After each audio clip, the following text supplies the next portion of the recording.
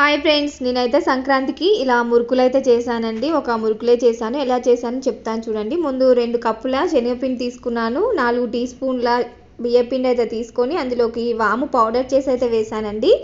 ఇంకా ఉప్పు, కారం, కొంచెం పసుపు వేసుకున్నాను. కొంచెం ధనియాల పౌడర్, జీరా పౌడర్ వేసి అయితే కలిపేసుకున్నానండి. తర్వాత అయితే బటర్ వేసుకొని బటర్ మొత్తం కరిగే వరకు అయితే కలిపేసుకున్నానండి. తర్వాత కొంచెం కొంచెం వాటర్ యాడ్ చేస్తూ అయితే మెత్తగా అయితే ముద్దలా చేసుకున్నానండి. మెత్తగా కలుపుకోండి. నేనైతే సన్నగా పోస్తున్నాను మురుకులు అనేవి, అందుకోసం అయితే మెత్తగా కలిపేసుకున్నానండి. చూసారు కదా, ఇలా సన్నగా పోసుకుంటున్నాను.